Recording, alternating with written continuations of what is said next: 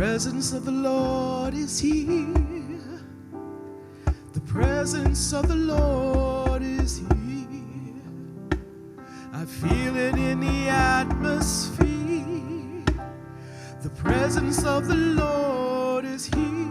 Oh, the presence of the Lord is here.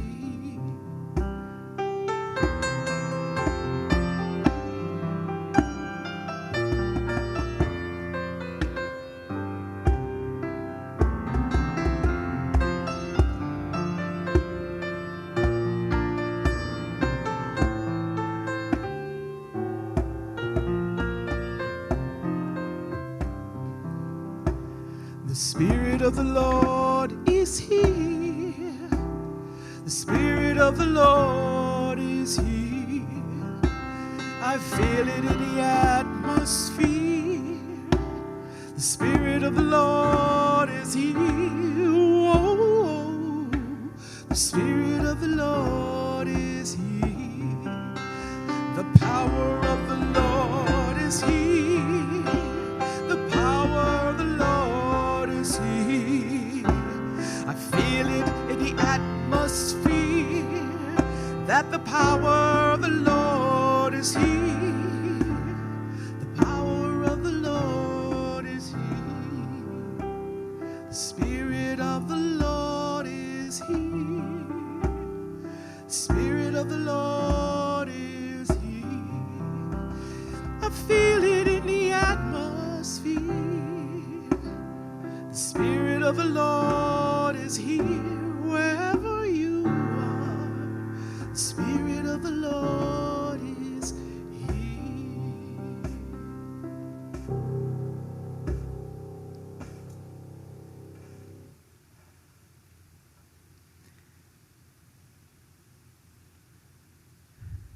Good afternoon, friends. Welcome to this 2021 session of the Minnesota Annual Conference. Though the sanctuary here at the Grove is relatively empty, I want to tell you my heart is full as we gather for this annual conference session. And though I can't see you, I can imagine what it is like to be gathered together as the Minnesota Annual Conference. All of us who have worked on this annual conference pray that this is a time, whether you're here with us in Woodbury during part of the time or wherever you're gathered, if you're at your home or office, or tomorrow if you're at a hybrid site, a time when you will find your hearts warmed, that you will feel God's presence. We pray that God's presence with us will cause us to renew our commitments to love God and self and neighbor, to minister to a hurting world, that in the end, God's kingdom of grace, mercy, justice, and peace might become a reality on earth. John Wesley thought Christian conferencing could be a means of grace, and it is my hope and prayer that during this time, indeed, this will be a means of grace for us. And friends, we have something to do with that. I hope you will bring all the God's grace that flows through you to our work together this week. Before we move into our first song, I simply want to acknowledge the folks who are here with me. To my left, Walker Bro, our conference secretary, and to my right, Cindy Gregerson, our director of connectional ministries. Thank them for being here and working with us as we provide leadership for the conference. Jeff Ozan is serving as the parliamentarian. He's not far away, so I want to thank Jeff for that.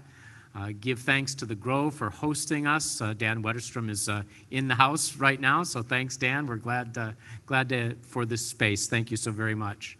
Yolanda Williams is our worship leader this week, and her piano has already blessed us. Henry Dolope has been providing some percussion, so we're thankful for them. We are going to let them lead us in They'll Know We Are Christians by Our Love. Amen. Nice thing about being online is you can sing as loud as you like, you can clap, and you can even dance around your homes as we sing We Are One in the Spirit. We are one in the Spirit. We are one in the Lord.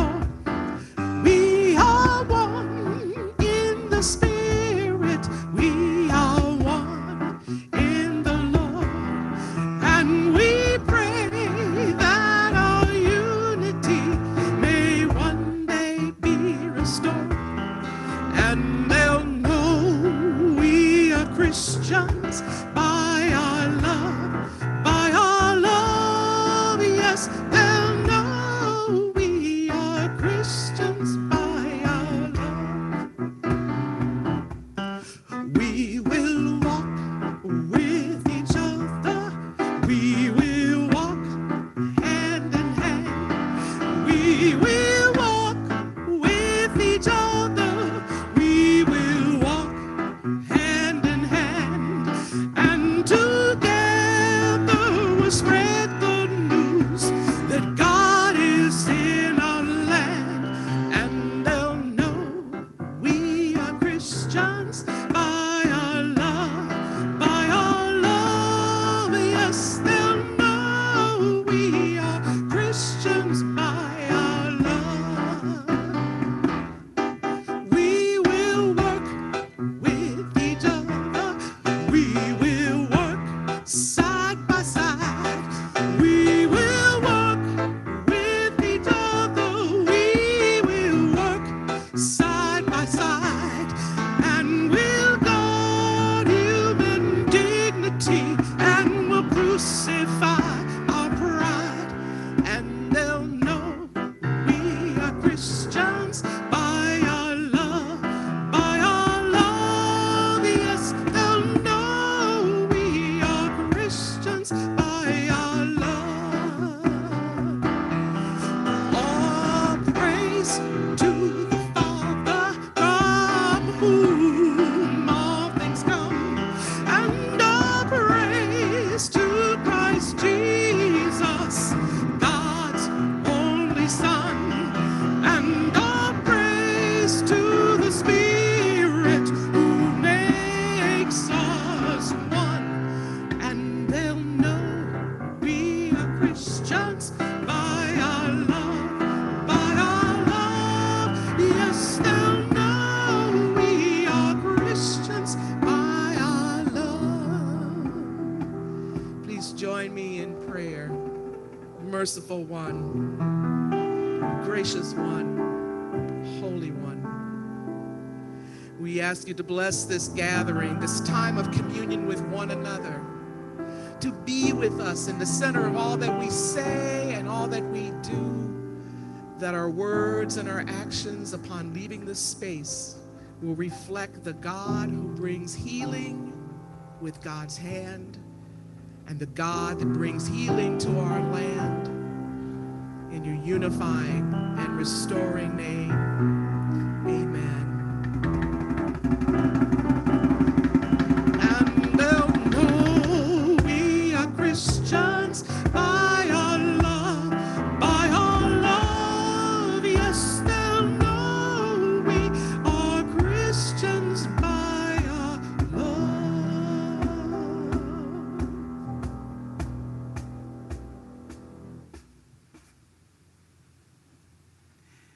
It is my honor and privilege as your bishop to call this session of our annual conference to order. The bar is this: if you are an elected lay member of the annual conference, you have voice and vote. If you are a clergy member of the annual conference, you have voice and vote. We are trusting that only those duly designated members of the conference will in fact vote when we have those items for which we need to vote. Want to just let you know, we're going to, in a minute, get some instructions about Zoom.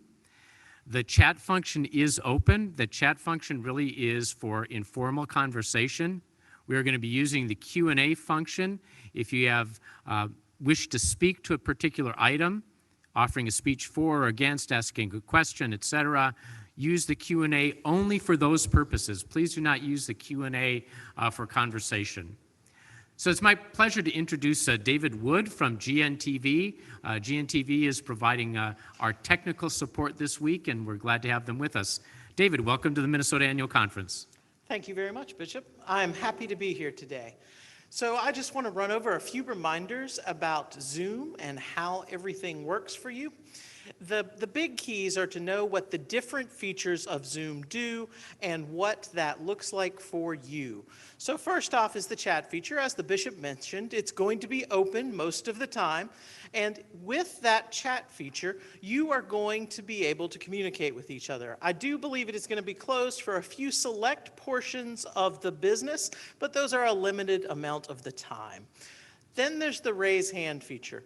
We use the raise hand feature with your help during business.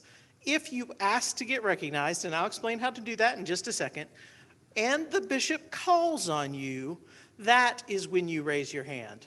We want you to raise your hand in Zoom. That tells us who you are and that you are there, and it allows us to quickly prompt you to unmute your microphone. You cannot see the unmute button until you are prompted to see that button by our tech team. You raising your hand simply helps accelerate this process so we can quickly prompt you. Finally, getting recognized. We're going to be using the Q&A feature just like we did last year. And that Q&A feature is the way that you ask to participate in the work. The bishop is being supported today with a team that is keeping an eye on that Q&A and will pass information along to him so that he can call on you if that is part of your desire and in order with the work of the conference. So remember, we need to hear from you in the Q&A feature.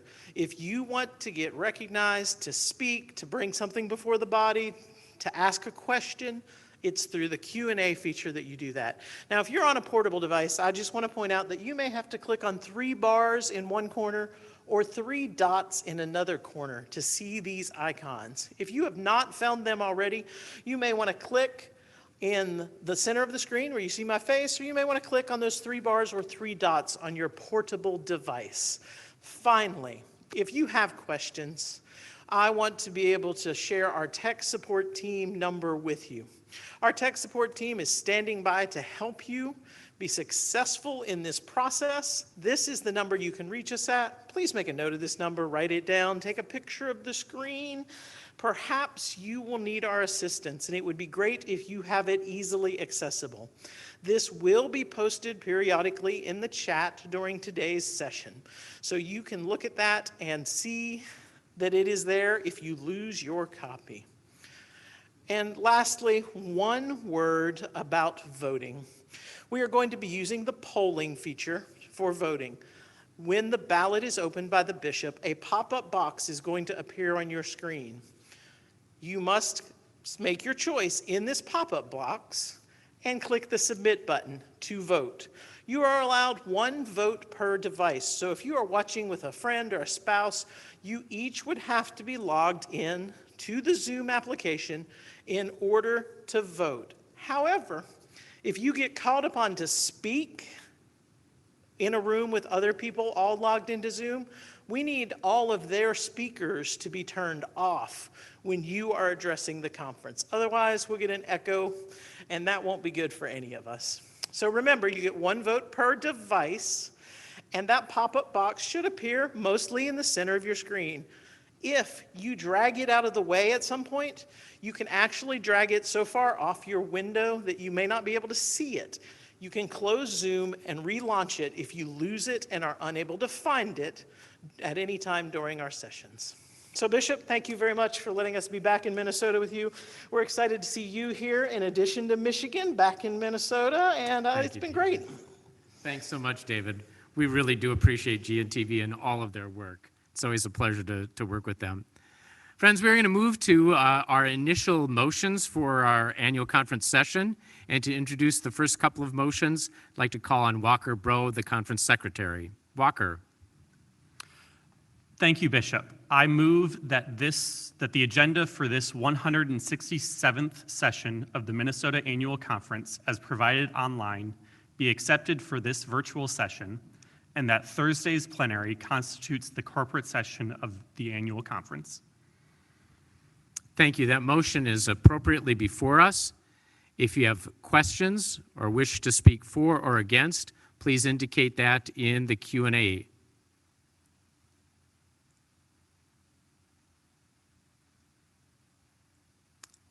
Looks like we're ready to vote on the agenda. If you would approve the agenda, adopt it as our agenda for the week, you would vote yes. If not, vote no. Please vote when the poll appears. Please vote now.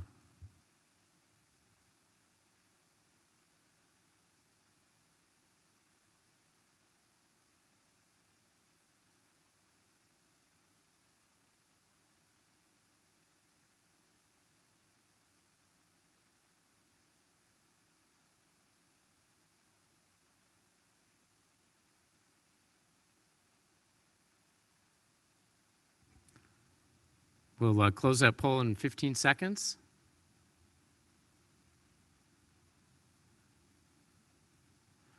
Let's close the poll if we could get those results.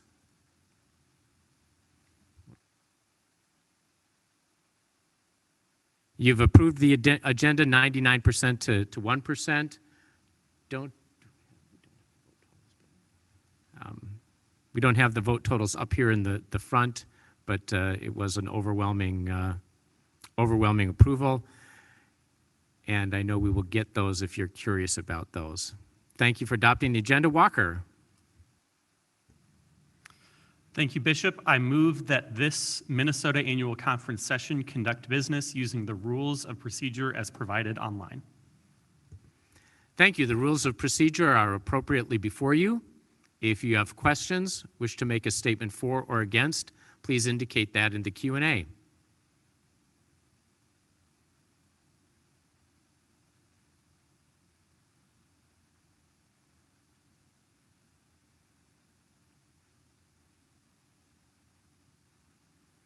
Looks like we're ready to vote. If you would approve the rules of procedure, you'll vote yes. If not, vote no. Please vote when the poll appears. Please vote now.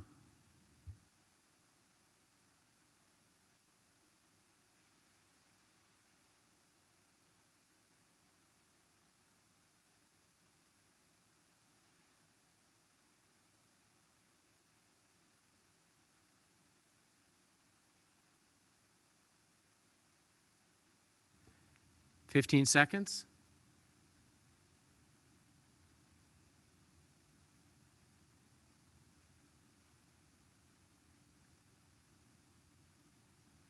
The poll is now closed. We'll get the results to you. 99% to 1% approval of the rules of procedure. 320 to 1. I'd like to invite Cindy Gregerson, our Director of Connectional Ministries, to present the next item of business. Our next item is the reading of the consent calendar, which you'll find on your legislation that was sent out to you advance. It's items 201 to 207.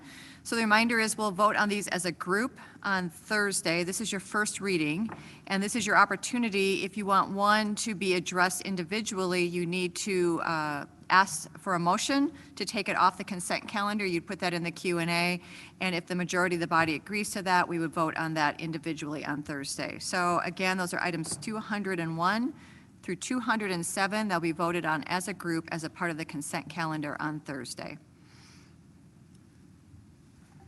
Thank you. The consent calendar is before you. If you're interested in removing any of the items on the consent calendar, now would be the time to indicate your desire to do so. Please do that in the Q&A.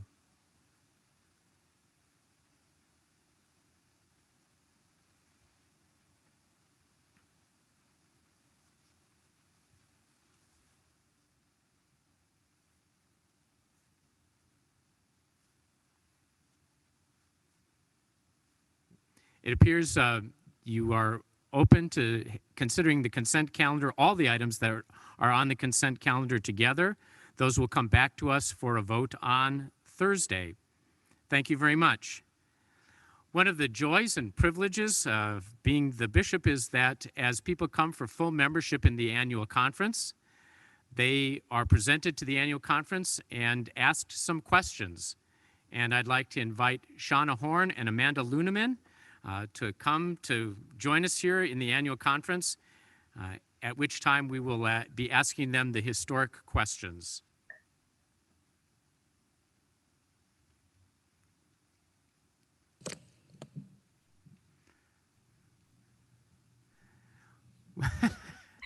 Welcome, Shauna and Amanda. Hey, Good to have you. Good to hi. have you with us. It's fabulous to be here. Thank you.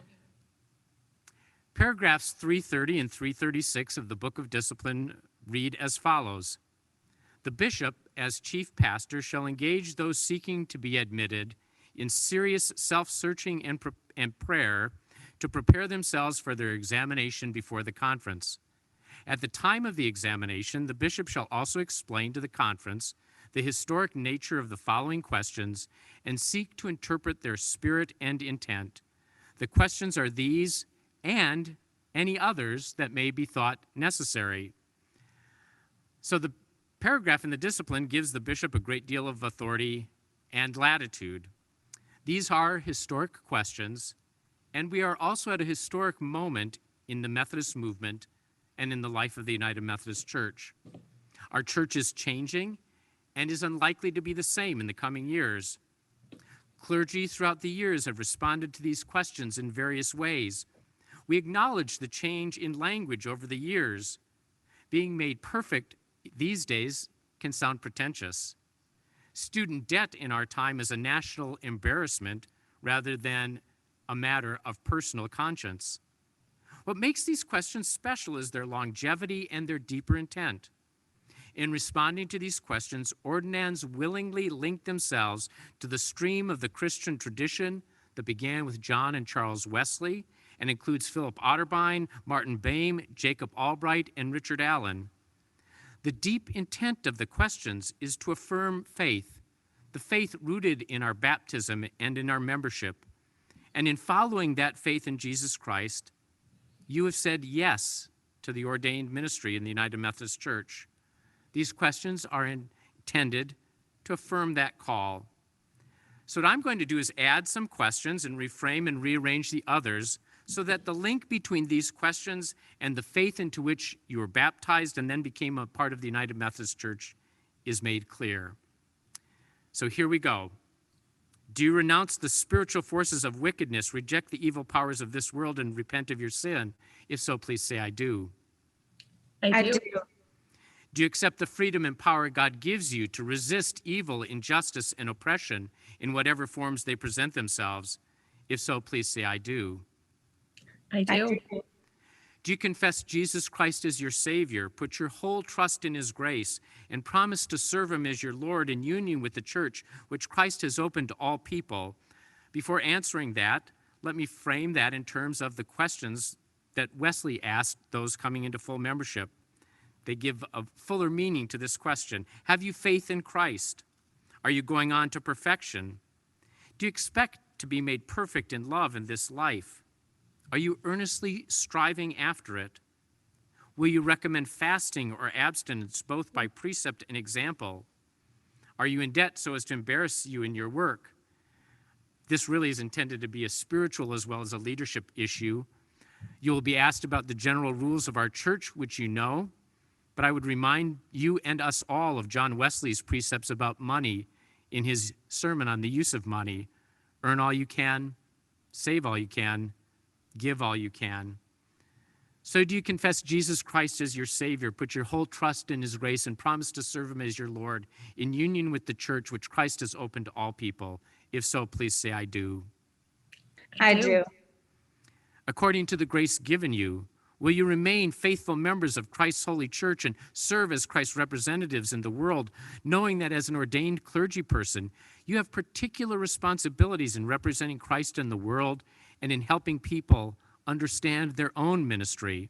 Before responding to that question, let me offer the historic questions that I think provide additional meaning to it.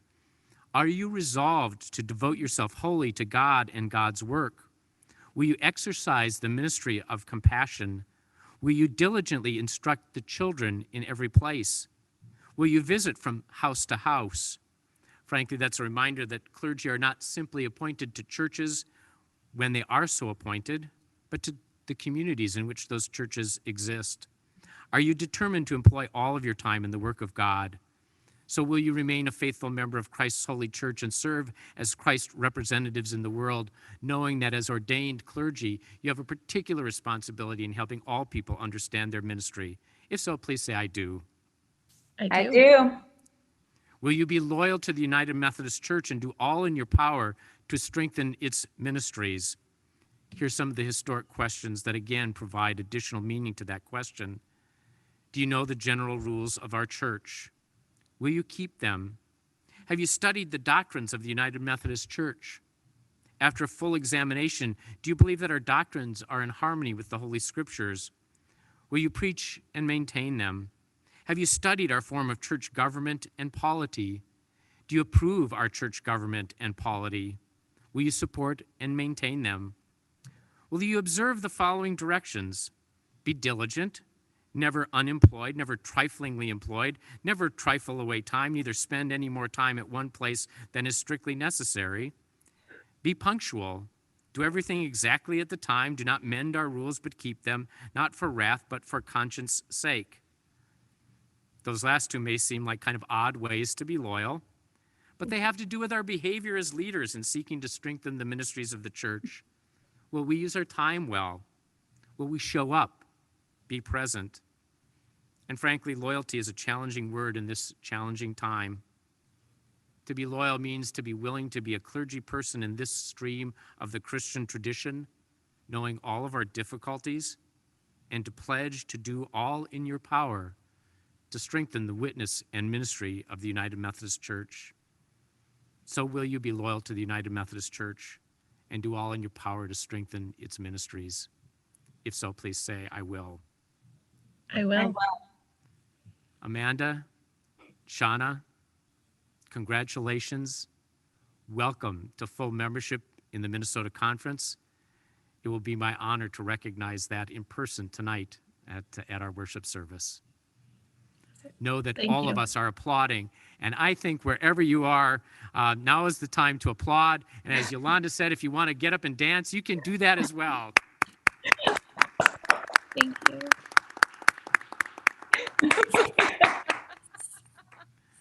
Thank you. See you all later. Bye. Thank you. Well, friends, we have made remarkable progress on our agenda for this afternoon. The laity session is scheduled to begin at 2 p.m. We encourage you to stay on and be a part of today's laity session. I want to invite you to this evening's commissioning and ordination service. It's at 7 p.m., accessible online. We hope that you will participate in it. We think the service will be a moment of grace. It's certainly something where we want to celebrate those being recognized and ordained and commissioned. Tomorrow morning, we begin at 9:30 in the morning. You can connect either via Zoom or go to one of the hybrid sites throughout the state of Minnesota and participate there. As we move into our break before the laity session, we have a video that is one of a number of videos you'll see this week that capture just a part of the ministry of the United Methodist Church in Minnesota as we have been in ministry for Jesus Christ during this remarkable, difficult, challenging, unprecedented time. Jesus made a way.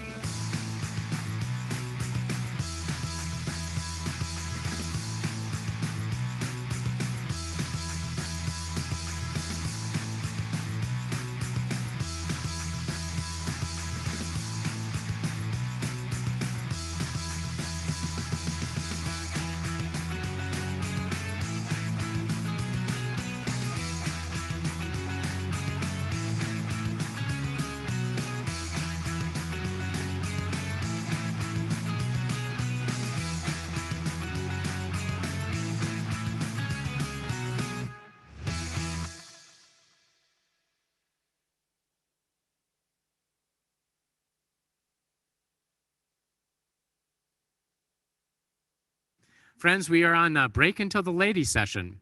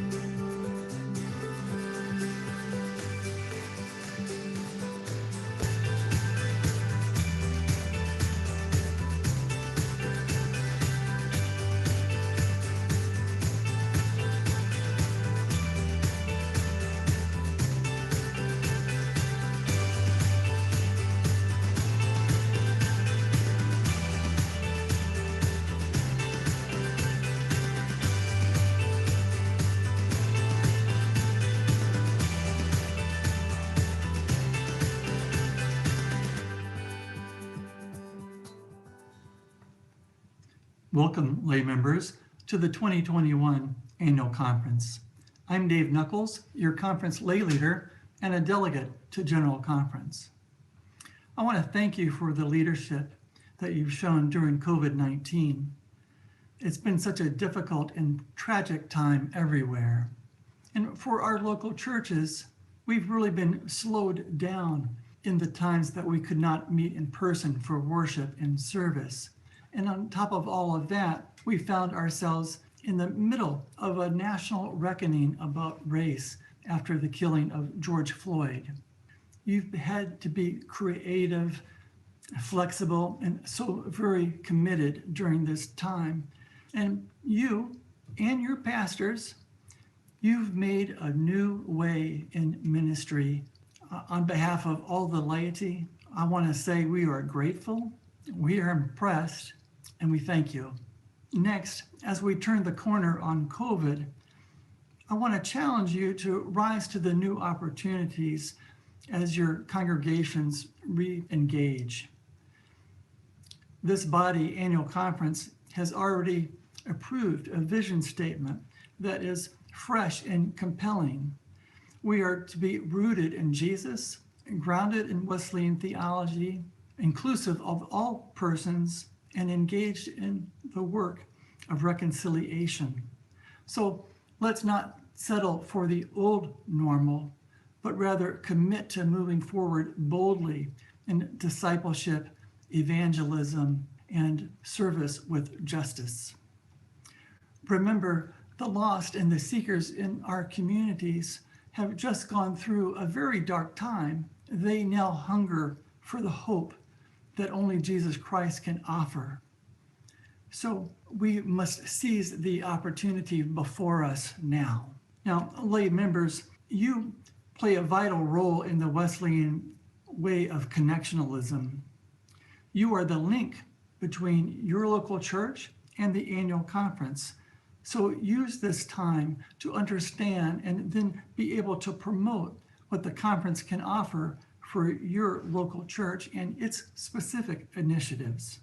And you and this annual conference are also the link between the local church and the global church. The next general conference, unfortunately, has been postponed until late 2022.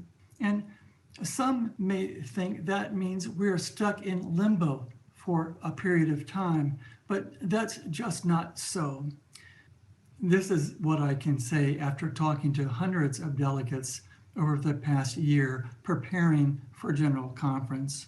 The wheels of the General Church will continue to move slowly, but there's no reason for Minnesota to wait.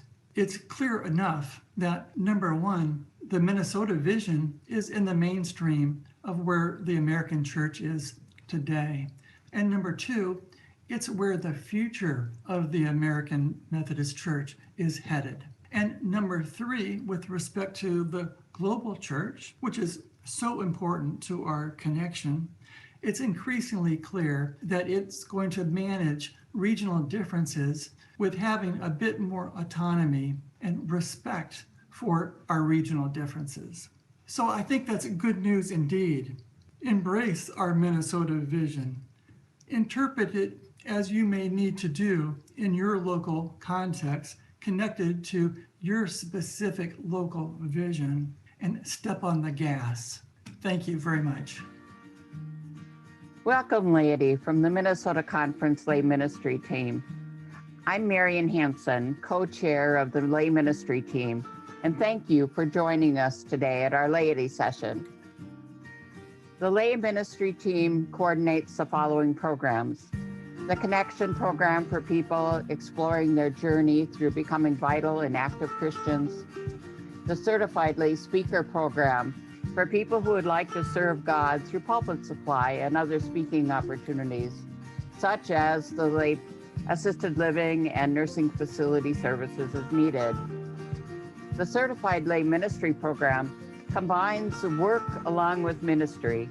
For example, the Parish Nurse Program combined along with the ministry program, as well as many other combinations. More information about these programs can be found at the Minnesota United Methodist Church website. The Connection, the Certified Lay Minister, and the Certified Lay Speaker programs have been made available via media services, now sometimes through Zoom and other media platforms. But the Minnesota United Methodist website calendar posts any upcoming programs so that any educational programs that the lay ministry team is sponsoring can be found there, such as the Nuts and Bolts program, our recent conflict management program, and an upcoming program on communication. Thanks today for being here. Carrie Sullivan will now tell us more about upcoming events within the lay ministry program. Greetings, everyone. My name is Terry Sullivan. You may remember me from several years ago at the annual conference where I wore my favorite blinking shoes. I'm honored to be co-chair of your Lay Servant Ministries team. This group of representatives from around our Minnesota annual conference are dedicated, tireless lay leaders who work daily to inspire, equip, and support you as you discover ways to use your gifts and your passion to serve others. I'm thrilled to share with you some stories of what laity is doing across our state and training opportunities that will help you launch your own successes. Did you know that there are 56,637 lay church members in our Minnesota annual conference? In comparison, there are 714 ordained clergy. This tells you not only about the size of our laity, but how essential we all are in part of serving others. And never, ever forget, we are all called. The Lay Servant Ministries team coordinates 3 training programs, as Marian had explained. 2 classes of conduction were conducted in 2020, and 15 were approved as certified lay servants. Amy Dinkel van Valkenburg, one of the facilitators for these classes, also expressed her joy in being a trainer as she helped others discover their gifts. So it helps not only the attendees, but the trainers. The Certified Lay Speakers Workshop is held in November every year. In 2020, 4 lay persons were recognized as certified lay speakers, and I'll reference them as they found ways that they can use their gifts. A third program is Certified Lay Minister Program, a much more individualized program with additional study, supervision, and support. At present, we have 8 CLMs in our conference. In addition to the 3 programs of certification, there are a myriad of incredible services that are being led by laity across our conference. I'll only share 7 stories, and I know that there are so many more, but here are a couple ideas. Donna Froseth is part of a nonprofit organization called Altrusa. Each local group decides on projects they want to support. Donna's local Altrusa group raised money to provide clean water and then also collect school supplies for remote villages in Guyana, Kenya, and the Ivory Coast. Renee Meyer became so excited over the White Bear Lake bread oven ministry that she took that concept back to her home church in Prior Lake and started making breads and pizzas for her congregation and her community. Brenda Blair organized a group to build a preschool in Mondima Village, provide books and classroom supplies, and assisted in providing training for the preschool teachers. Dave Kitchell, who is one of the certified lay speakers that I referenced earlier, is working to become part of the AmeriCorps Strong Start reading program, where he will assist children in reading at their grade level. Aaron Marks has created Art and Soul, providing an opportunity for creative expression for those that are incarcerated in Goodhue County Adult Detention Center. This program helps inmates by increasing self-esteem, relieving stress, self-expression, teaching, and learning from each other. Evie Bourne and Colleen Ford is another one of those certified lay speakers from this fall.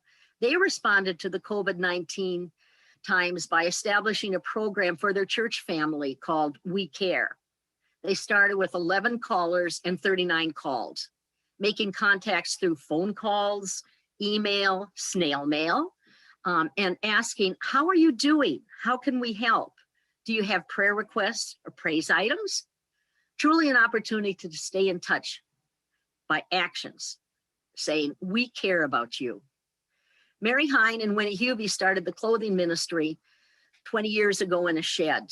Today they serve over 3,000 people on an average and 32 tons of clothing and miscellaneous items each year. And 20 some volunteers from 14 to 18 help separate, hang, and check out these clothing items. In addition, there are many other training programs available the rest of the year.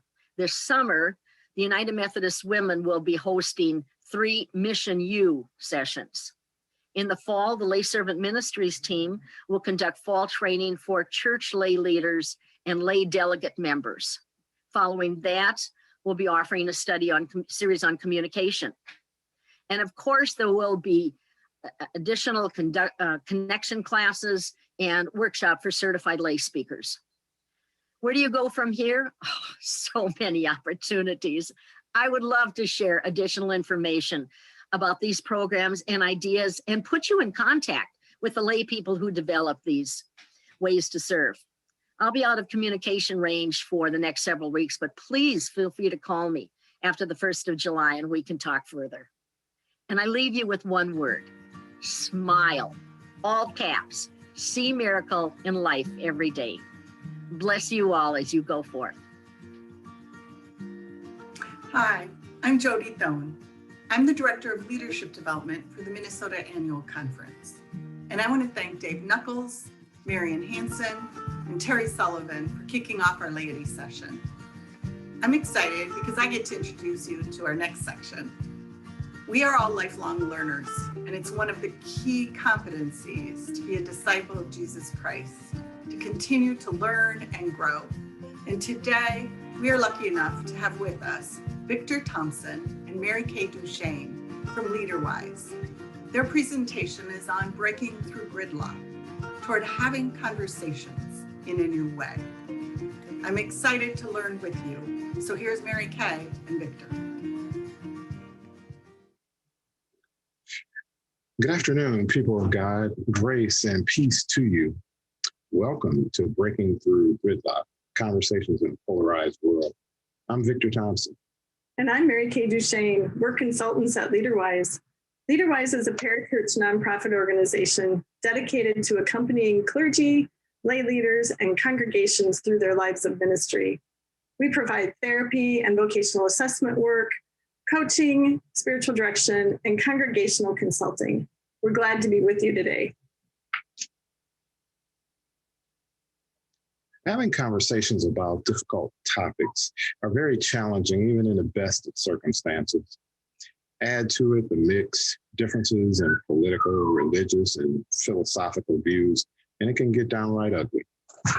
In the next hour, we want to explore this complicated topic and suggest some alternative ways for you to think about your own difficult conversations and how they might go better. Because this is such a multi-layered and complex topic, we'll only be scratching the surface, but we'll leave you with some things to ponder and some things to try. And at the end of our time, you'll be on your way to viewing and having conversations in a way. This quote from Margaret Wheatley addresses why we need to have difficult conversations and the positive impact they can have on our lives and our world. I'll read the quote. Human conversation is the most ancient and easiest way to cultivate the conditions for change. Personal change, community and organizational change, planetary change. If we can sit together and talk about what's important to us, we begin to come alive. We share what we see, what we feel, and we listen to what others see and feel. If there's one thing that we can all probably agree on, it's that we live in a polarized world.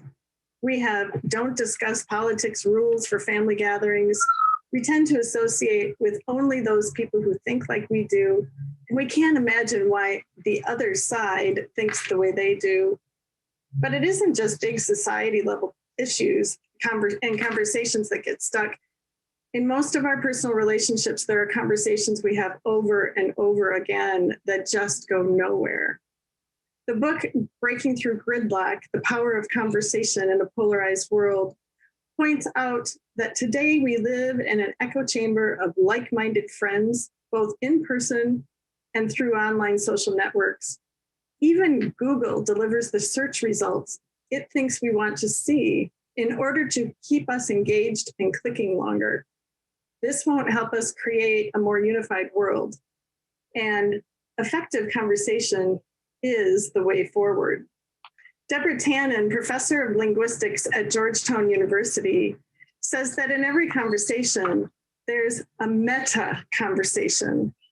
The meta part is all the stuff we bring to the conversation, our assumptions about the topic and our assumptions about the other person, their views, and our relationship. We also bring our worldviews to each dialogue, along with our life experiences. When worldviews clash or assumptions are wrong, conversations can go badly. Unless we're self-aware enough to understand all the nuances that are at play in conversation, we can get off track easily and quickly. As we begin today, grab a notebook and take some notes and do some reflection work along the way.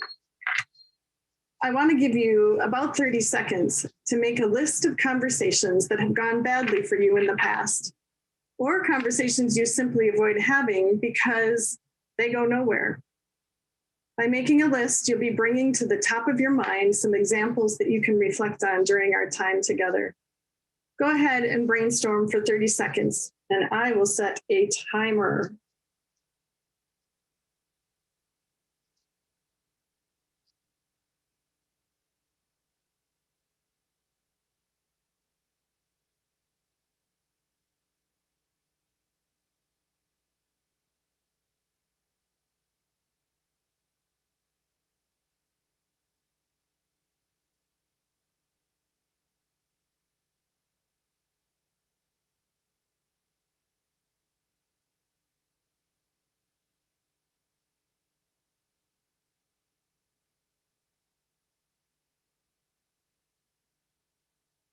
All right. I hope you have at least a few conversations down on your paper that you now have at the top of your mind. I want to tell you a story. This is one of my conversations that would make my list if I were creating one today. So I want to share this story about what happened to me on my last annual girls' weekend pre-pandemic. 9 friends were on our annual weekend away, and I was sitting at the opposite end of the table from Sue and Jane. Of course, their names have been changed. Sue says, "I'm in the market for a new car and I'm thinking about a hybrid. Are any of you driving them these days?" And Jane, who is sitting directly across the table from Sue, says in a real accusing and loud tone, "Why do you want a hybrid?" Sue responds to her kind of sheepishly, "I want to be responsible and easy on the environment." And Jane immediately comes back with, "There's no such thing as global warming. You people need to stop watching mainstream media." Everybody sort of froze. Sue said something else that I can't remember, and so did Jane. And then Jane proceeded to quote some statistics. And it was at that point that I decided that I wanted to insert my voice. So I took a deep breath and, trying to remain neutral, I asked her about her sources of information, and she named some clearly biased sources. So I said, "You're doing the exact same thing you asked us not to do. Your media sources are as biased as you're accusing ours to be." We chose to end the conversation for the moment. Later, though, while we were still all together for the weekend, Jane texted us facts and charts that supported her view. I chose not to look at the text until I was at home the next night. I simply couldn't have the conversation because I just knew how it would go with her. I really felt stuck. So a day later, when we got home, I read Jane's text messages. I immediately recognized that I was being hooked by the fact that she was providing examples from biased sources. It took me about 30 seconds to prove that she was using biased sources. And then I felt angry. What I wanted to do was lash out at her. since I was feeling righteous about her actions and my stance on the whole topic. I took a couple deep breaths and decided the best thing to do in the moment was wait until I could think calmly about the proper response. It was another day before I replied. And when I did, I tried to be gracious and open, and I invited her into conversation. In the end, she didn't take me up on it. That's a very interesting story, Mary Kay, and thank you for sharing it. So why do our conversations get stuck? That's a very complex question with many layers of answers. Let me provide one lens into this question. Psychologist Linda Skitka suggests that humans have 3 different types of attitudes, and they come in 3 different flavors. The first flavor is preferences. Preferences are things like, hey, I like chocolate and you like vanilla, and that's okay. We're typically tolerant of those varied preferences. The second one is normative and convention. So for example, the right way to drive in the US has been designated as being on the right-hand side of the street. But we also understand that other countries do it differently. They certainly drive, some of them drive on the left-hand side of the street, and that's perfectly fine. Some religious beliefs fall into this category as well, such as what's proper to eat. I think many of us are okay with people of Jewish faith believing they shouldn't eat pork. Conventions such as these are coordination beliefs and are ways to organize groups of people. The third flavor is moral convictions. And this is where it really gets tricky. Moral convictions transcend group boundaries. We have moral convictions about all kinds of things: abortion, and whether Roe v. Wade should be overturned, same-sex marriage, gun control, climate change, religious convictions. These can definitely be a hot button. Polarizing topics of the day that we tend to struggle with and have deep-seated thoughts and feelings about. But we can feel morally convicted about many things. Mining in or near the boundary waters, for example. How and what to recycle. Energy conservation. How to discipline our children. It goes on and on. Here's the thing about moral convictions. We believe in our heart that they are universally true. And since we believe our moral convictions are universally true, we can't and don't believe there's any other way to look at the issue. If I believe the boundary waters should be preserved at all costs, no matter what, then I won't listen to arguments about job creation and new technologies that have made mining safer. I may even begin to look at the other side and the other people as evil.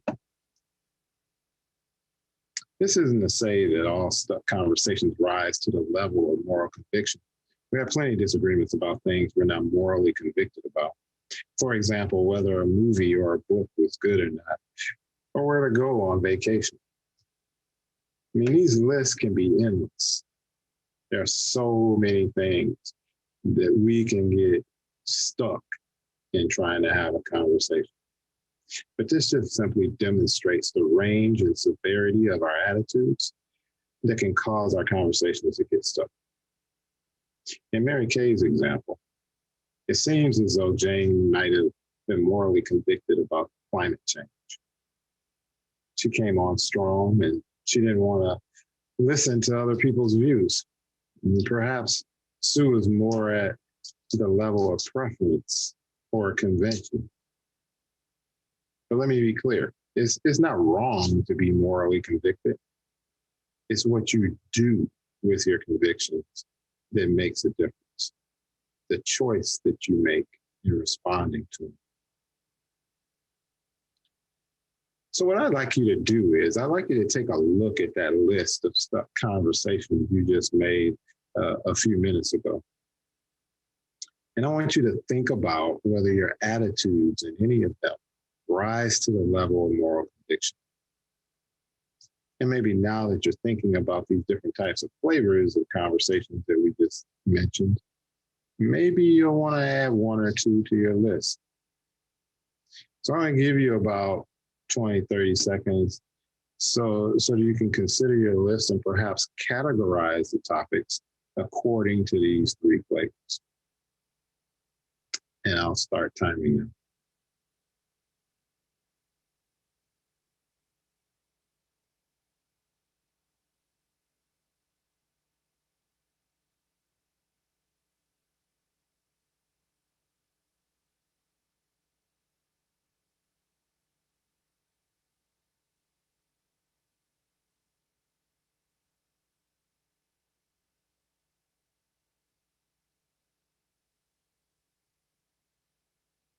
So hopefully you had a chance to take a look at that list and put them into different categories. And now that we know about these different flavors of conversation, what do we do about them? Or what do we do about them getting stuck? Well, that's a good question, Victor. And as with most things, what we always want to do is begin with ourselves. That's not really what any of us want to hear. I want to point my finger at my conversation partner who doesn't think like I do and say, she's wrong, or if he'd only listen. But if we want to change the world, it must start with ourselves. We must be the change we want to see in the world. Self-reflection in order to increase self-awareness is the work that we need to do here. And the work we're encouraging you to do today and in the weeks to come. The first topic under the category of doing our own work is understanding our complex identities. This is a topic that we talk a lot about at LeaderWise. It's the idea that each of us is not just one thing. We are a mix of competing roles, priorities, and values. We are always two or more things at once. Some of my roles, for example, are mother, wife, consultant, grandmother, friend, deacon. What are your roles? For 10 seconds, make a list. And I'm starting my timer now.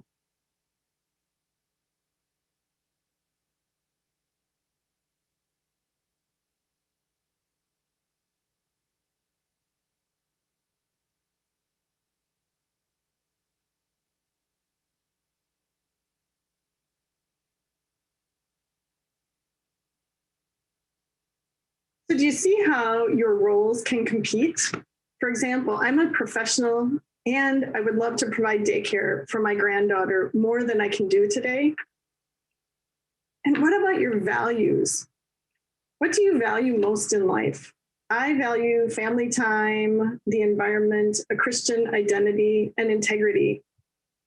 And even these things can compete. For example, as I've said, I care deeply about the environment, yet I need a large gas-guzzling vehicle, pickup truck, that can haul building supplies to our cabin because we're building our cabin. And so even though I love the environment, I'm not consistent in how I show up. My values are competing. So for 30 seconds, just try to make a list of the values that inform your life. And you may even look at your list of stuck conversations. They might help you decide what values are present for me. And I'll give you 30 seconds to do that.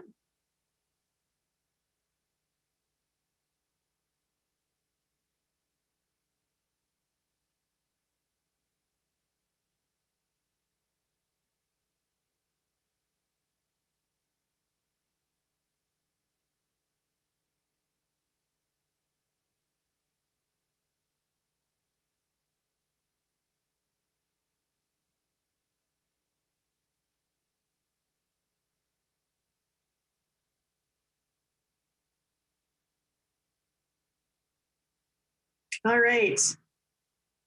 Now, look at your conversation list. make some notes as to which values are at play in your conversations. And can you identify when your values might be in competition with each other? This might not be perfectly clear right now. It might take some days and weeks for things to sort of regurgitate in your brain. But let's take 30 seconds or so now to see what you can come up with. So I will start the timer again now.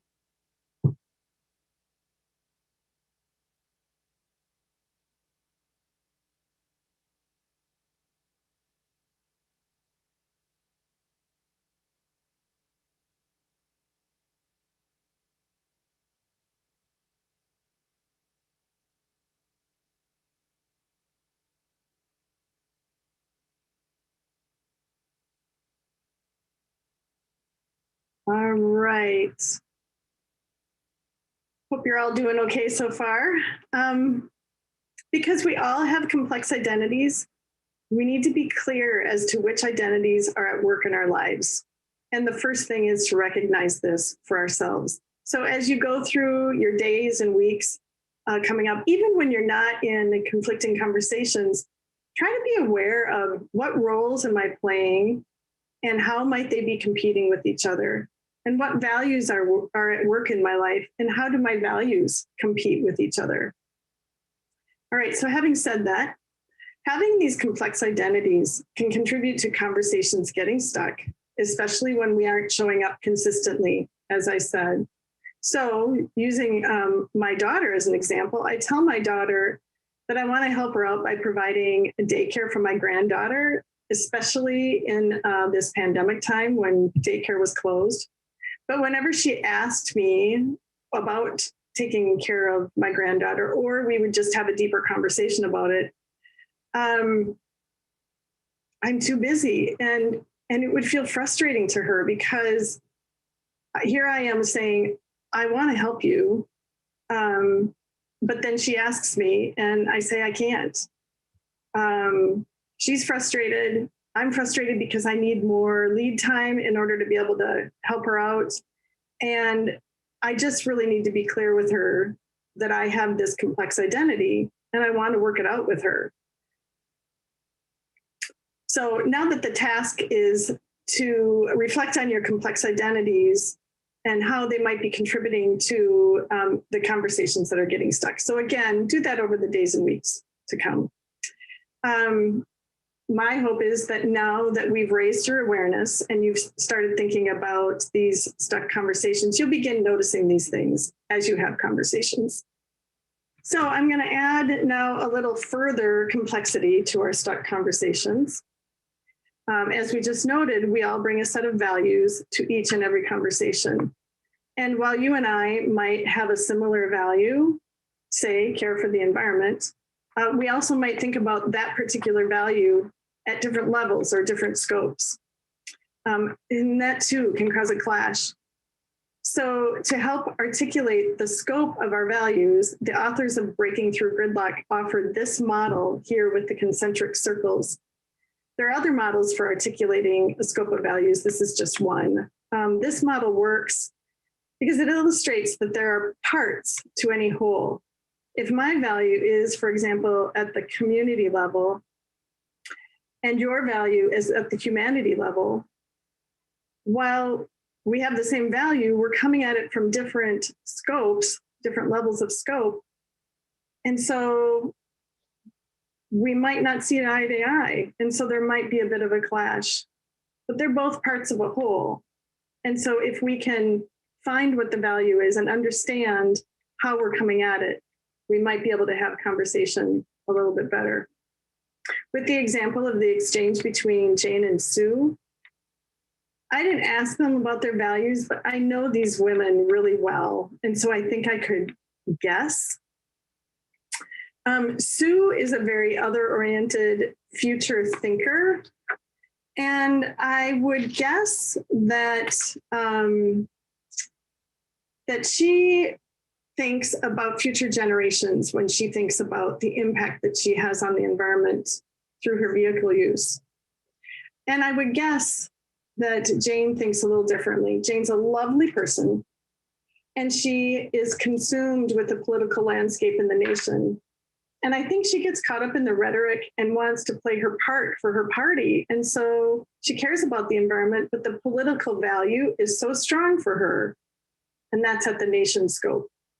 So there's even a nuance going there too, because not only does she think at a different level of scope than Sue does, but she also has a competing value of her political party. So now it's your turn. Think about one of your conversations that's gotten stuck. And with respect to the values you bring to that conversation, what's the scope? And what might be the value and the scope that your conversation partner brings? This may help you identify potential tension in the conversation.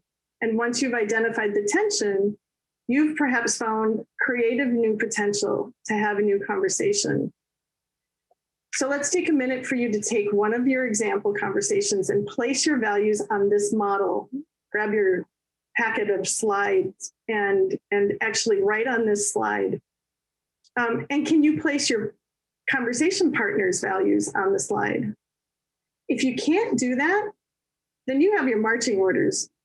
Then you should find out what your underlying value is and what your partner's underlying value is, and then find out where they might exist on this model. And that's a really an excellent way to begin opening up conversation. So here's another example in my life. I have a former business partner who also happened to be a relative through marriage. We used to plan women's leadership events together. Our husbands wanted to take us out to celebrate a particularly successful event that we had had. And my husband's love language is one of lavish gifts. He was in charge of choosing the restaurant and chose a pretty expensive one. My business partner was really upset. So the next day we sat down to try to have a conversation. And we found our way through the conversation by talking about values, specifically the value of money and the scope of our respective values within the category of money. We both walked away from the conversation feeling good and feeling closer in understanding about each other. So this is all well and good, but we're not done with our own reflective work yet. Victor, we need to consider our motivations, don't we? Mary Kay, you're absolutely right. We do. In regard to, having these connections, the truth is that if we don't have purpose behind what our desire is to have the deep conversation, and we don't know what it is, then that's going to create a problem for us. So we need to ask ourselves, what's truly motivating us to have the conversation in the first place? What are our convictions that come from deep inside of us? And however often we use external motivations to justify our position, we need to recognize that that's exactly what they are, right? It's found out that oftentimes that's what external motivations are, is that they are just ways of looking at data and facts.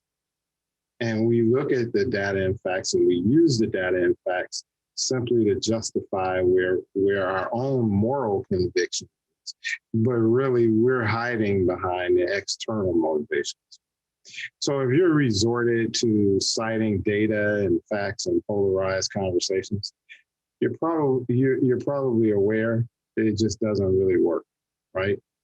Convicted people have their own opposing data and facts. So for every reason that you might have on your side to propose something, the other side has established its own convincing data to counter. Internal motivations, on the other hand, or our purpose, are the values and principles that guide and ground us. No one can really argue with them. I mean, entering our conversations with purpose in mind is what we call moving past the talking points. The authors of Breaking Through Gridlock go as far as to say that the core inauthenticity of most stuck conversations is that we come from the place of external motivations rather than internal motivations. However, many of us aren't even very self-aware. Sometimes we don't even know our own internal motivations. We haven't stopped to think about them. You know, when I first started coaching youth sports, I was, I used a lot of facts and figures to talk about, what's important for the kids to focus on in order to be successful in the games. You have to be consistent on making the layups. You have to, guard your defender. There's all these proven things that defense wins championships and so on and so forth. But the real internal motivation is I was coaching my daughters and I just wanted to win. I mean, it's like this deep burning desire inside not to look like a failure, not to feel like there was something that was holding me back from being successful. And when we do know what our internal motivations are, sometimes it can feel really vulnerable to share them. But when you do share them, like when I say, hey, I really want to win, it all of a sudden, it's the one thing that somebody you don't have to disagree, right? I don't have to have facts because people actually understand where I'm coming from at that point in time. And when I get to that core purpose, which is founded on my values and principles, I was taught to always try and strive to be the best, which relates back to winning. That can feel vulnerable and risky when you first expose it, but it's honest and it's refreshing because then it relaxes the other person as well to be able to share their own motivations, right? So even though they were younger and kids, some of them recognize the fact that, hey, you know what? I'm really here just to have fun. That's okay. Well, I started actually doing that early on before we even started the basketball season, is sitting down with the team and asking them in a private way what your motivations were. I didn't say what your motivations were, but I'd say what causes you to want to play basketball, right? And when I knew that, it would help me relate to each and individual player a lot different. So again, I want you to take some quiet time for yourself to think about your internal motivations for these conversations that you've been having. Write them down for each of the conversations on your page. And then let me share with you another little backstory about my journey toward deciding not to drink alcohol.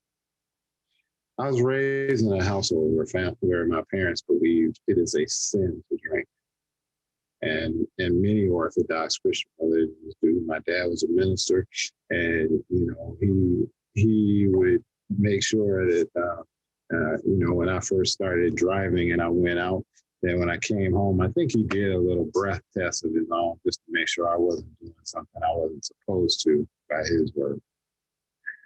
But that belief only made me curious to discover what drinking was all about. So when I went away to college, I had my first experience with alcohol, and I spent a number of years drinking casually amongst friends. I wasn't addicted to alcohol, and I could go weeks without it. There were a few occasions when I drank more than I legally should have, but I never got sick or never had a hangover, which I know makes some people very jealous, but that was just my DNA, I guess. So when I moved to the Twin Cities, I played a lot of softball, and I got connected with some friends who were part of AA. And being part and being friends with with people who are going through the 12-step program, I was conscious to never drink around them, but I still drank socially. I mean, I heard all the science, behind, what drinking alcohol, especially the hard liquor that I like, might do to me health-wise. But I never really considered that a problem for me. I remembered everything, my dad in particular would say about, hey, you're going to hell if you drink alcohol. But that didn't really do anything for me either. But one of my friends in AA told me a story about how she used to drink alcohol that her parents and their friends left sitting out at night.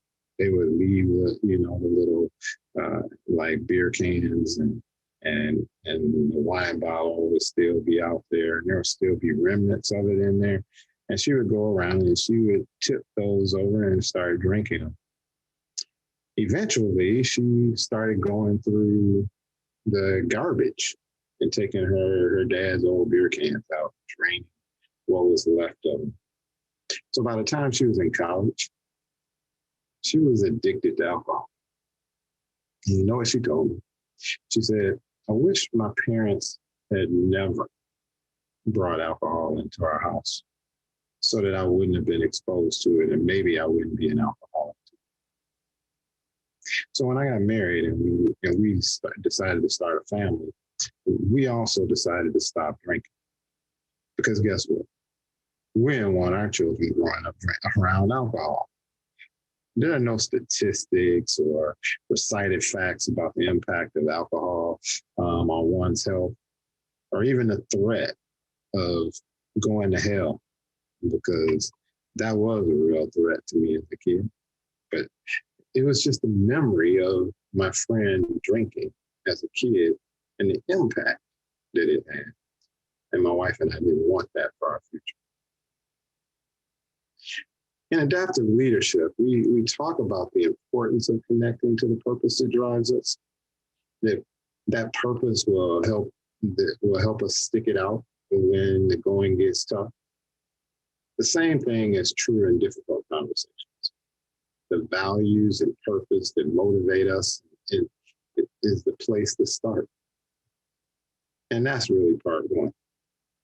What's the next part about this is that there is a hidden trap, right? So stuck conversations have at least one hidden trap for each of us. Similar to a mouse trap, the hidden trap has some sort of bait that we just can't resist. And the bait can be reduced to one or more of these possibilities.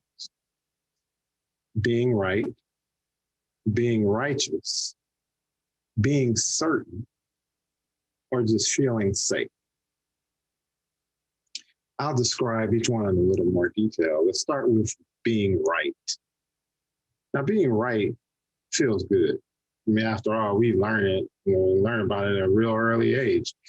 You know, if you get 100 or at least get 90 right on your papers and quizzes, you're gonna be successful, and you're gonna go on to be somebody, right? I mean, so we kind of come about that quite honestly, right? I mean, it's kind of drilled into us. But if I know I'm right, then there's also the assumption about what's wrong. This is what I would consider kind of a black and white attitude.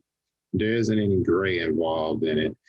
This right versus wrong might be attributed to, might also be attributed to me displaying that on my conversation partner, along with several assumptions that I might attach to it. I might look at that person now and say, wow, you know what? As we talked about in a previous context, you really are evil, right? Because I'm right, you're wrong. If I begin my conversations with that kind of approach, how do I come across? The second trap is that of being righteous. Now, it sounds almost like being right, but it's not quite the same. What being righteous is similar to comparing my sainthood to my conversation sinfulness. So while I'm not actually saying I'm right, and I'm saying something that actually might be even less palatable than coming across as being right. If I'm out and I'm correcting someone, right? I'm telling them that what you're doing, an example that actually comes up a lot, and we as Christians use a lot, is in the Bible about gossip, right? And people who are gossiping, and we oftentimes, I've heard people say, I think even Mary Kay shared once with me about her children, and she said, well, I told them I don't gossip, right? And so what the other person is likely to hear is, I'm better than you, right? And needless to say, that will often shut down the conversation pretty quickly. The third trap sits around being certain. Now, being certain saves us from having to face alternative views or examining more deeply and broadly the things we feel so certain about. But again, if I'm being certain in a conversation, how on earth is that opening the door to a deep exchange, let alone a deeper relationship? Think about it. That I've had this happen before, but when I was younger, there was, I used to hang out with two other friends of mine, and we loved going to Minnesota Timberwolves basketball games. And there was one particular game where a friend of mine had these seats, which were given to him by his company. And we went to the game, and we're striding in the game. We're a little bit late because, we had gone to dinner first. And so we're running into the game, running down the aisle to get to our seats.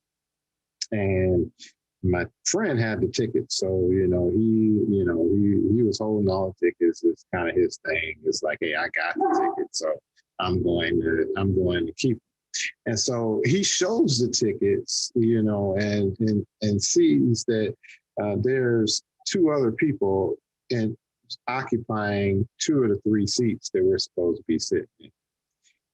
And he looked at them, and he looked down at his tickets, and he looked at them again, and the tip off had already occurred, and he was looking at them, and he's saying, excuse me, but you're in our seats. And they pull out their tickets, and they look at their tickets, and they look at him, and they say, no, we're in the right seats. And he's like, no, these are our seats. I have the tickets right here. It's like, so you guys need to move. And they were really good seats. But, he kept pressing that. It's like, I am positive these are our seats. You guys need to get out. And they're kind of like, okay, I guess we need to get, an usher down here to help resolve this. So, my other friend goes off to get an usher, brings the usher back down. Usher says, hey, sir, can I take a look at your tickets? And he looks at the tickets and he said, well, those are the right seat numbers. However, you're in the section next to this one. And my friend was obviously quite flustered, realizing that they had made this mistake, but they were so certain that they were correct, only to find out that they weren't. And of course, the couple that were sitting in the seats that were rightfully theirs were a little bit chapped at having someone interrupt them right as the game started. And the whole night, as we were watching the game, I just kept thinking, gosh, I really don't want to go the other way.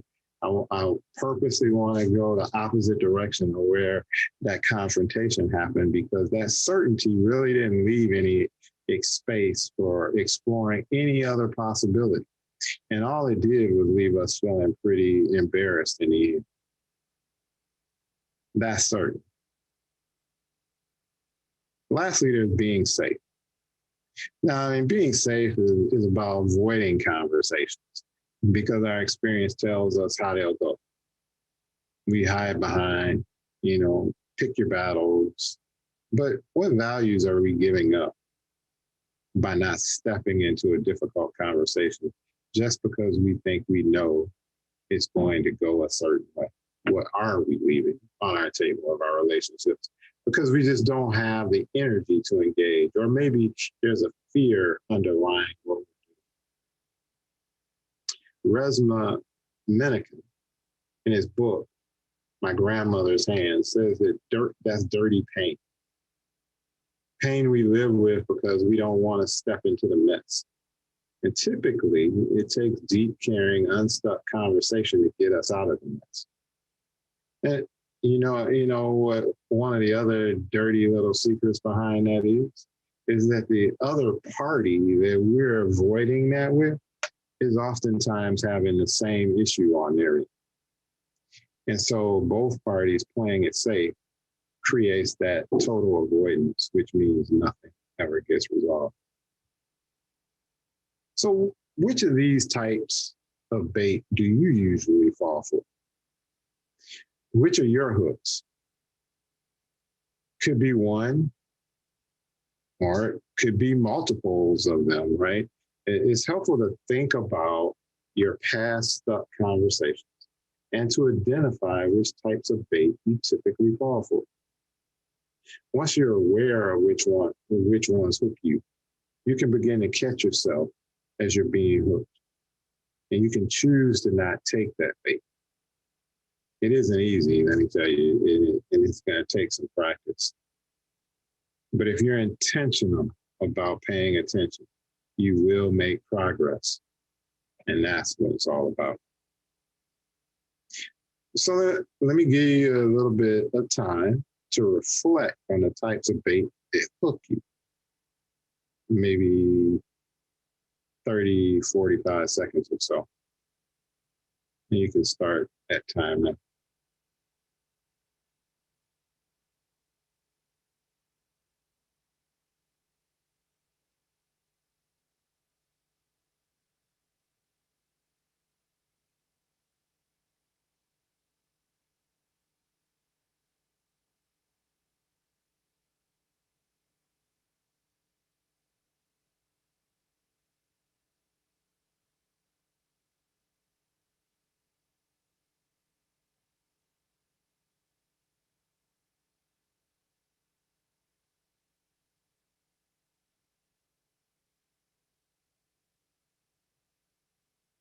All right, so like this store, this can all feel so overwhelming. And we haven't even considered what a conversation redo looks like. So Victor, in another workshop, you introduced me to the Courageous Conversations model, the compass, and I really appreciate it. Can you talk us through that? So if you insist, Mary Kay, I will. No, I'm happy to do that. Let's talk about the compass. And you can see that here on the slide. The compass was created to help us understand how we process and engage with information, especially around difficult topics such as like racial justice, for instance. It is a way to understand one another's opinions and beliefs. So according to the compass, there are really 4 ways that people deal with difficult topics: emotionally, intellectually, morally, and socially. Now, a compass can be used as a personal navigation tool to help guide you through these conversations. It can also help you figure out, or us collectively, where we are personally, as well as recognize the direction from which our other participants are coming. And it can help us locate the sources of our emotions and the actions or lack thereof. So as I mentioned before, there are 4 points on the compass: the emotional, the intellectual, the moral, and the relational. The emotional, also the heart component of who we are and the feeling, is about responding to information through feelings. So when issues strike us at a physical level and cause an internal sensation, such as anger, sadness, joy, or embarrassment, like I had that day at that Timberwolf game. Then there's intellectual, and you can see that in the northeast side or northeast point of the compass. It's also part of your head or thinking component, which is really a response to an issue or information that may be characterized by a personal disconnect with a subject, or to search for more information or data. Our intellectual response is often verbal and based in our best thinking. In the northeast corner is the moral or soul component. It's the belief. It's about responding from a deep-seated belief that relates to the information or event. This is where our moral convictions come from. Justifications of one's own moral views may be seated in the gut, right? And may not be verbally articulated. Finally, there's the relational, which is in the southeast corner, which deals more with the acting or the hands and the feet. It's about connecting and responding to information through actions and behaviors.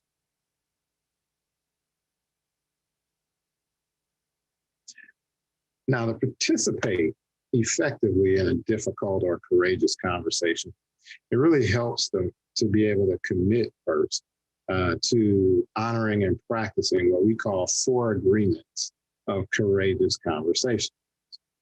And by embracing these agreements, it'll allow you to engage, sustain, and deepen dialogue within these uncomfortable situations. The first thing is to stay engaged. This means remaining morally, emotionally, intellectually, and relationally involved in the dialogue. To stay engaged is to not let your heart and mind check out of the conversation while leaving your body seated at the table, and by resisting the natural inclination to move away from the conversation by disengaging. Oftentimes when 2 parties are involved in a difficult conversation, it's important for them to set a framework for when it works for both parties to actually be engaged in the conversation, because it takes a lot of energy and effort to do this. If you're not ready for it, you actually need to be able to at least give yourself a time frame when you can. It doesn't mean to try and avoid it, but simply, hey, let me set the proper time for when we can have this, where both of us are going to have a little more comfort. Because the second thing is you're going to experience discomfort. So if we can put it into a comfortable setting and time, this expectation of discomfort and of having to engage in tough conversations that are going to make you feel uncomfortable is going to work a little bit better. Agreeing to experience discomfort allows you to deal with the reality of the topic in an honest and forthright way. And this is really how we build muscle.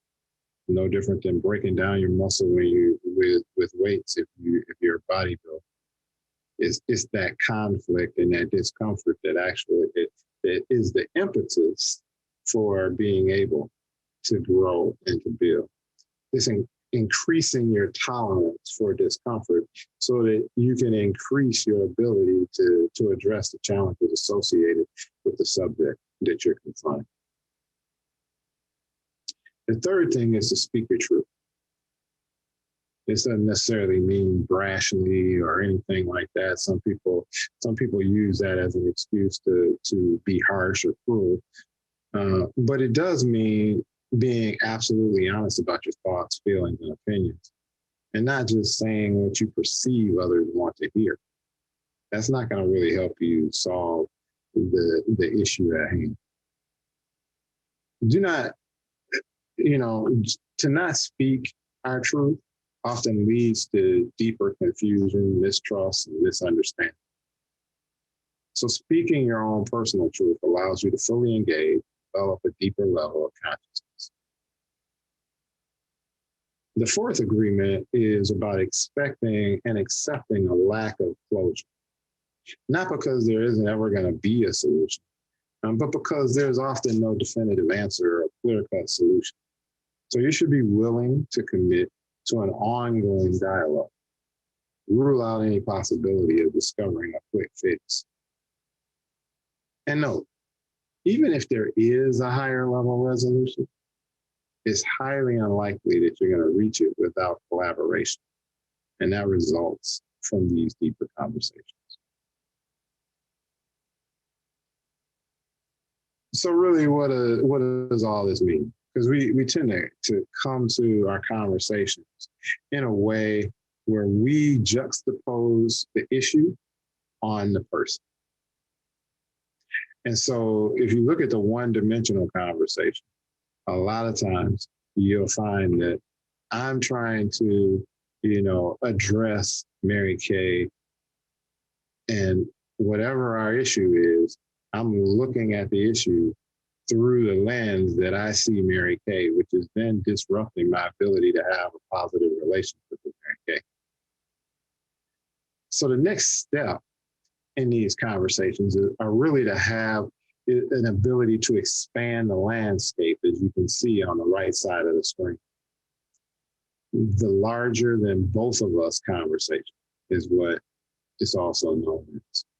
Now, these images simply depict the two different types of conversations, with the one on the left, as I had mentioned, being that polarized or stuck conversation, the one on the right being the expansive conversation that we might be able to have when we've identified all the values at play. We've kept our purpose or the future that we want to create in mind, and we admit to the polarization that's happening in our team.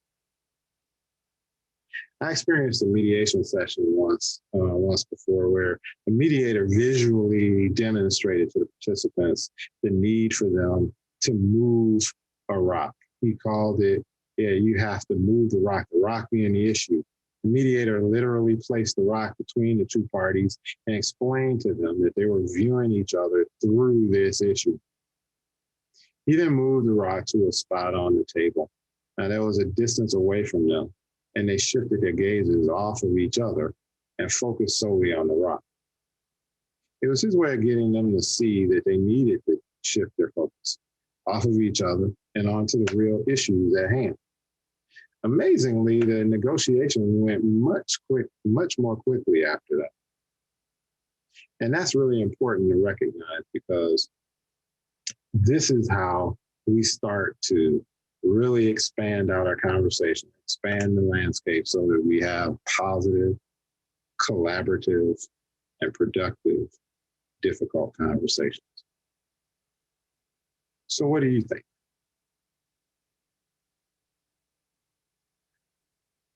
Thanks, Victor. Before we finish today, we'd be remiss if we didn't offer you a couple reminders about conflict in general. So first, healthy conflict is conflict aimed at ideas, not people. And this is what Victor was just getting at. Unhealthy conflict devolves to focusing on people, what is wrong with the other person, for example, as opposed to the issue that's between the two people. When we can all focus on the idea or subject, hopefully we can hang in there longer. It isn't easy, especially when we have some prejudgments about the person we're in conflict with. So if we can work to separate the conflict from the person and analyze the conflict, the idea, that will be helpful in making progress. And also, we want to remind you that no significant change happens without conflict. So we need conflict, and we need people who can engage in conflict in a healthy way. And we need you. So we want to give you a little bit of time to process what you've heard today. And we're going to do that in a minute. But first, I just want to recap where we've been. So we considered why conversations get stuck, and we talked about the different flavors of conversations or attitudes. We examined our own contribution to stuck conversations through the idea of complex identities and values. We talked about what motivates us to have these conversations in the first place, and how we can usually get trapped by some psychological bait that makes us come from a place of righteous, certain, or safe. And finally, Victor offered us this great tool of the compass and the 4 agreements to think differently about our conversations. So now I want to invite you to start processing all that you've heard. We're going to do a 3-minute free write. So the point of a free write, if you haven't done one before, is to get what's into your head onto the paper, to do some processing and reflecting. Don't worry about punctuation or sentence construction. Don't worry about neatness. Just keep your pen moving the whole 3 minutes. If you can't think of what to write, write, I don't know what to write. I don't know what to write, until your thoughts start flowing again. So keep the pen moving for 3 minutes. And the prompt from which you can start writing is here. Based on what I've heard today, I'm thinking and feeling. Go ahead, and I'm going to set my timer for 3 minutes.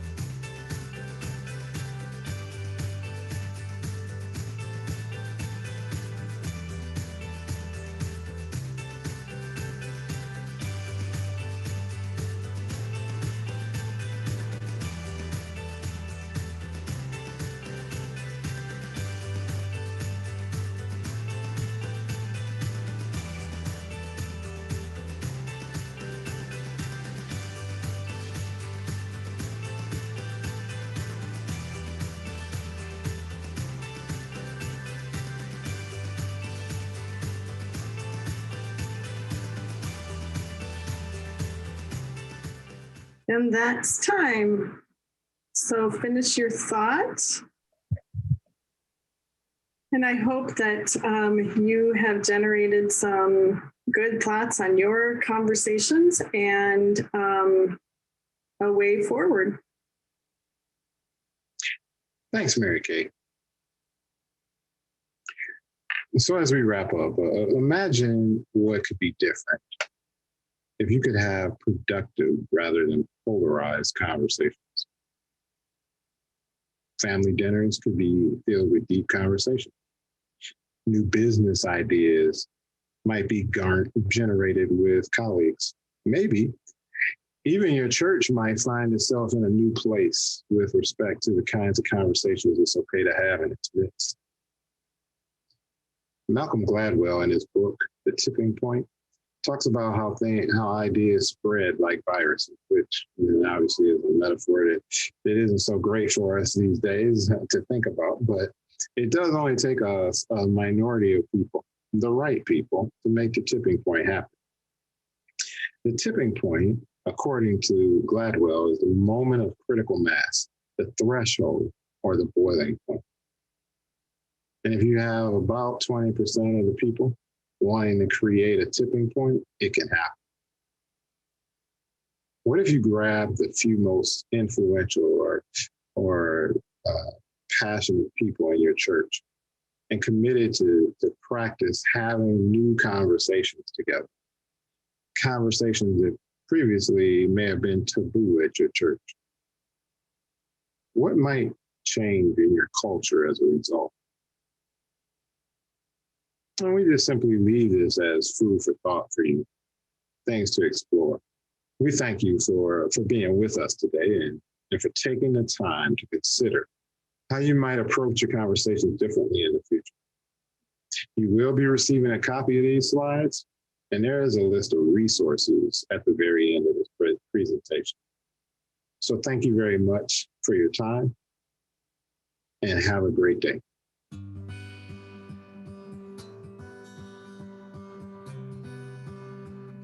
Thank you, Mary Kay. Thank you, Victor. This is Jody Thone live here. I loved that. And I am sitting with the image, Mary Kay, of Victor and the rock that may be between us. I love that image as one to consider when we're trying to have a different kind of conversation. Mary Kay, one of the questions that I was wondering about is if you have any other tips for those of us who are still practicing getting more comfortable with conflict. As Victor shared, kind of it's critical to be with discomfort, but are there other tips that we can share? Yes, so I think the first thing I think about when I think about conflict is that, and I alluded to this briefly, is that no significant change happens without conflict. So we need conflict, and we need to more deeply understand our own relationship with conflict as such. That's sort of a starting point for getting used to stepping into conflict and not running away from it.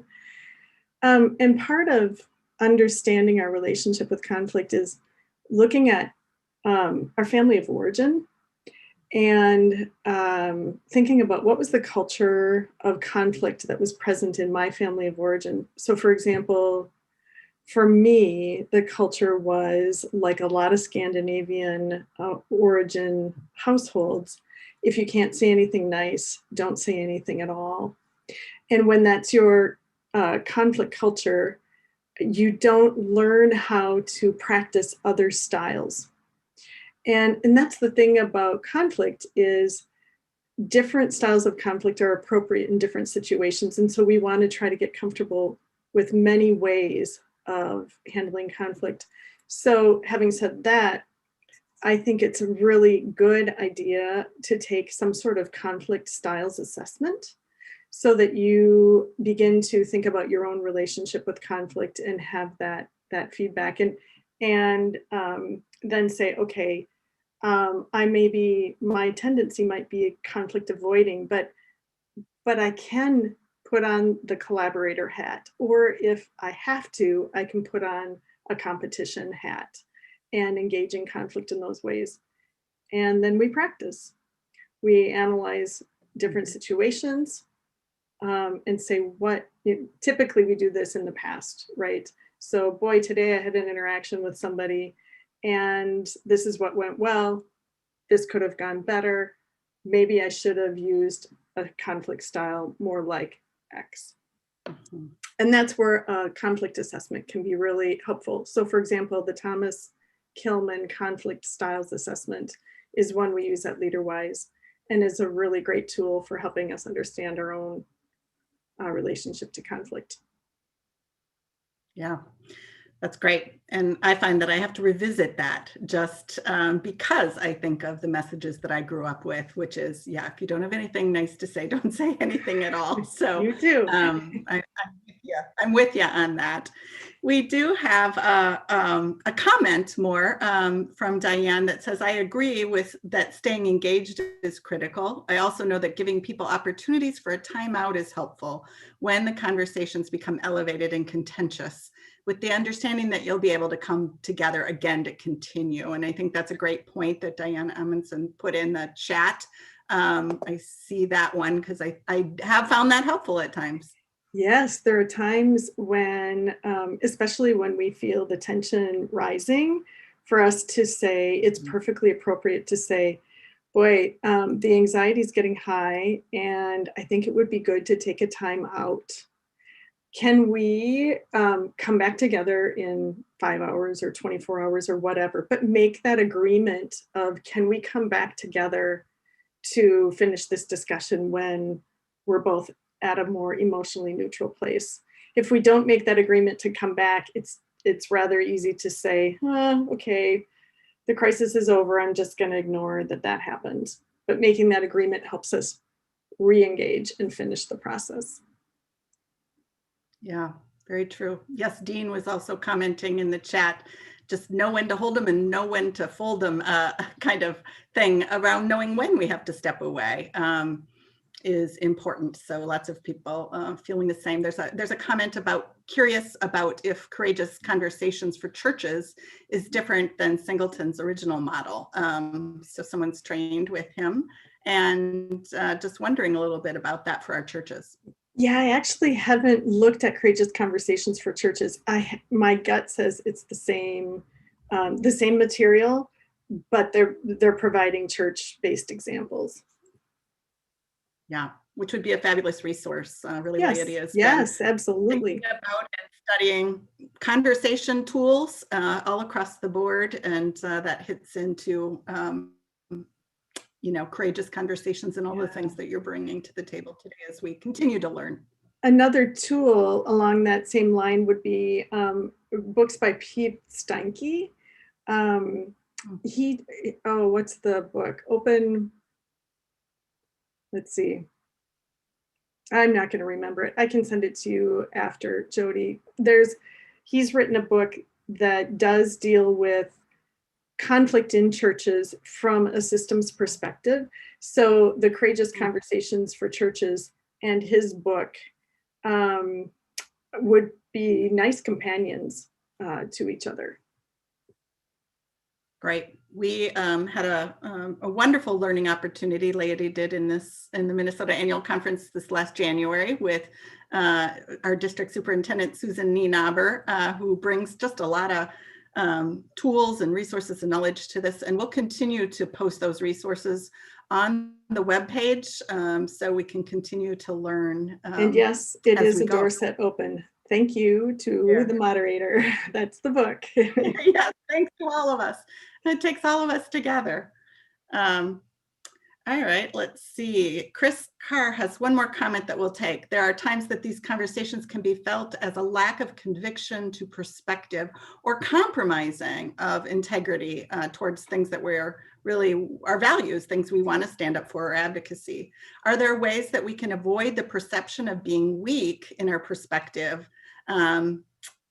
or willingness to listen to others that may not be as committed to the process? So he's asking about that edge there. Yeah, so that's a really great point and a really great nuance. And I think for all of us, we need to think about what our non-negotiables are. Where are those places where we are not going to be tolerant of other people's views? And because we don't want to be seen as not convicted, right, in this particular space. And so I think that's one way to look at what Chris is saying. And at the same time, I think if we come from it from a values place, we can speak strongly from our own hearts and still be willing to listen to the other. And maybe that's a way in which we can be seen as not weak. Because if I'm speaking for myself, if I'm speaking from the values and principles that ground me, who can argue with that? I mean, I suppose some people can try, but I can be very convicted in that, and also be willing to listen to where your convictions are. Remembering we all have our non-negotiables, and those are important. Thank you, Mary Kay, and to Victor for really continuing the conversation. It's not the first thing we've ever started to learn, and it's not the last. And as Chris brings up, this is important stuff for us, all of us in the Minnesota Annual Conference and in the world right now. So we look forward to more learning around this. Yeah, I think I'm going to have Marion and Terry. I'm going to have Marion and Terry close us with prayer and send us in a minute. Did you have one more thing you wanted to share? I just reiterating what you just said. This is a lifelong journey. I don't think we'll ever get to this place where we all feel completely comfortable, but we keep stepping in because we know it's important and we know it's what changes the world. And so we'll be continuing to have this conversation time and time and time again. Thanks for the opportunity. I appreciate your partnership, all for continued learning. I also want to invite or remind everyone that you're welcome to tune into the service of ordination and commissioning tonight as we celebrate all of our calls, and in particular celebrate the ordinations this evening. And tomorrow's another day filled with learning opportunities. I would love for you all to tune in tomorrow again, but I'm gonna turn it back to Marion and Terry to close us with prayer and send us. Thank you to all.